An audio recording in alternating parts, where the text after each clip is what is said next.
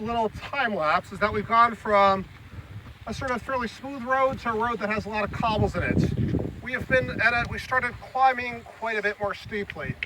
I'm going to try not to spend too much time here because it is hot out here. It's getting warm.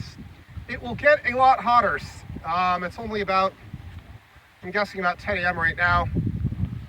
So what we're climbing through is one of those approximately 46 million year old units, the Eocene stadium conglomerate. You see this all over San Diego. You see this around the Grossmont campus, all over the place. Most of those cobbles are stadium. You see it in Mission Valley behind the Fashion Valley Mall, up just north of the Fashion Valley Mall. You see it all over the place around here. It's cobbles cemented with some sand. Now you look up this road. Let's take a little pan up the roadway here. It's gotten a lot smoother and a little whiter. Now we're going to take a look. This is actually about the best outcrop we have of this formation on the trip. This is the Friars formation. It's a little bit interbedded with the stadium, so you still see some cobbles, but this sort of sand with like this sort of loose, very loose sandstone with sometimes you pour acid on it, it'll actually fizz. There's quite a bit of carbonaceous marine life preserved in this rock. I've even seen things like shell fossils in here before. Yeah, this is the sort of sandstone that gives you lots of clays, and this is also, you can see also evidence for the clays is all the grasses you see sprouting up here. The other evidence you see is that this stuff doesn't really hold together very well. One of the reasons you don't get many outcrops of this or many cliffs is that it's not a very cohesive unit. It crumbles in your hand. And if you get enough rain, this stuff will start sliding downwards. We see the Friars in a number of places. We see it across the canyon from Mesa College. We see it right below the Mission, actually. There's a big sort of white cliff of it, and the river's flowing right beneath the cliff. And yeah, this stuff tends to be the big sort of unit that gives way to these big landslides. And so we're now this valley, I'm going to argue, is actually probably the sort of head scarp of a large slump from a time when our climate was a little bit wetter during maybe the last ice age. So what we're doing now is we sort of have hit the oldest sedimentary unit, the stadium conglomerate. Now we're moving up in time into progressively younger and younger units. And the next thing we're going to see, but then we're going to see a really interesting contact between sedimentary units and igneous units. The igneous units will be older, and I'll show you the evidence for why we know the igneous units are older. And you don't need any sort of radioactive material to actually figure this out. You don't need any radioisotopes. You can just use simple stratigraphic dating principles. So let's head up. Thanks so much.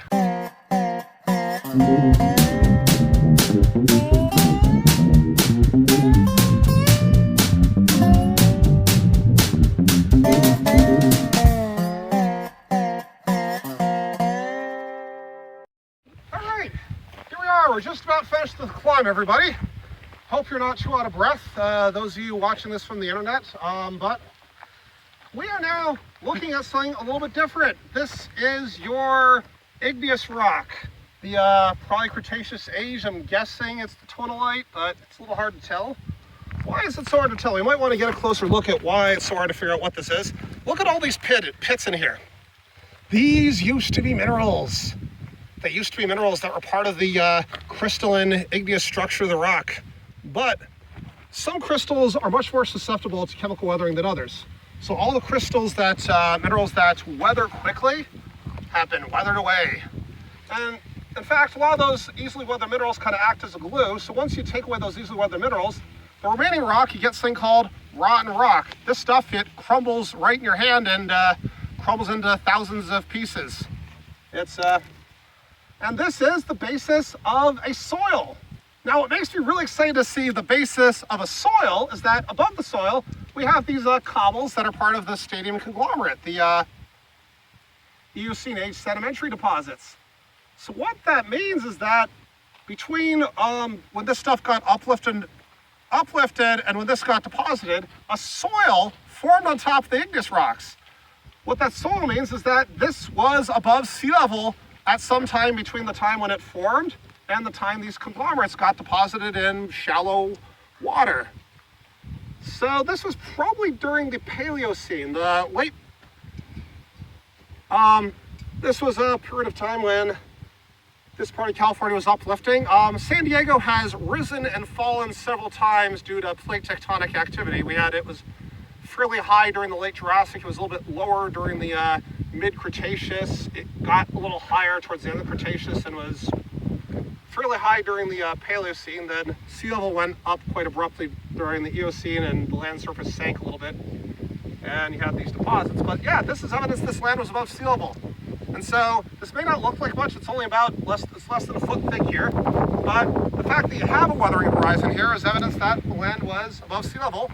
And the fact that you have a weathering horizon between this unit and the sedimentary unit above it means that the sedimentary unit is younger than the igneous unit below it. If the sediment looked really, really cooked, looked like there was metamorphic minerals like we saw up at Calavera Lake, then we can say that this was the younger formation. But for now, law of superposition holds. And what we're looking at sort of on a larger scale is an unconformity. Now, your textbook usually draws unconformities as fairly smooth surfaces that are flat looking. If you look at this contact between the igneous and sedimentary units, it's anything but smooth and flat. And we know that we have sedimentary units that are below us of about this age. And these sedimentary, so that what we see is actually that this igneous unit is the edge of this igneous unit was quite rough at the time these sedimentary units. One of the terms that's often used for this is a buttress unconformity because there's so much topography in the geometry of the upper edge of the igneous unit that it kind of forms a buttress, and these sedimentary units are actually deposited kind of alongside it. So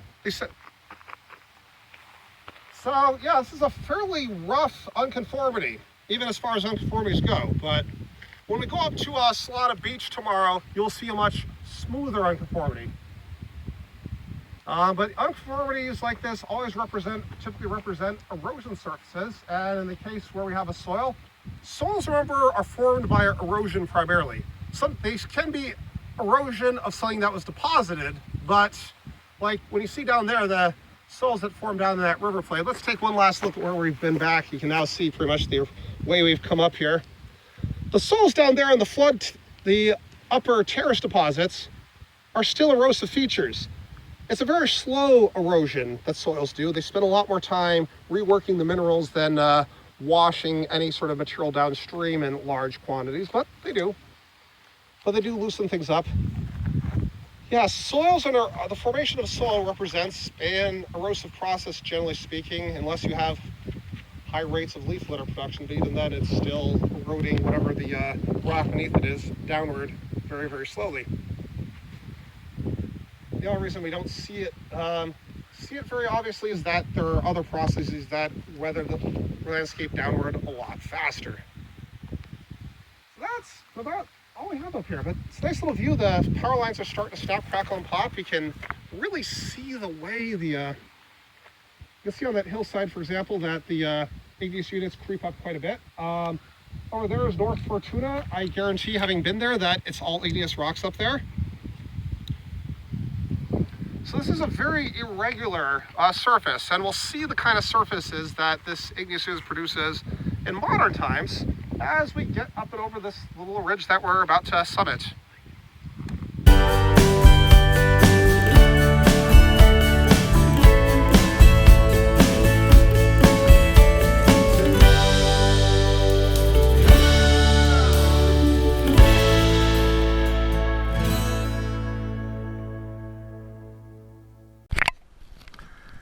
Out behind us, we have the Valley of Santee and El Cajon. Most of the bottom of this valley was once quite a bit deeper, but as the San Diego River wound its way through the landscape around us, it filled the valley full of gravels, sands, and clays. Very permeable formations in this valley. The San Diego River continues up from Lakeside, starts up the mountains way up there, goes down through the various canyons into El Capitan Lake, then down through Lakeside, and then down through Santee, through this big basin, and then through that little gap in the mountains that we drove through during the first time lapse. And so, we are now entering a very different landscape. A landscape dominated by these intrusive igneous rocks. I think the proper word for this is a tonalite. It is a calcium feldspar rich granite-like rock. So the primary minerals are quartz and plagioclase feldspar and a couple other delightful things, but that's the most common minerals in it. And we're going to see some evidence of how different rates of weathering affect this landscape and affect this kind of rock.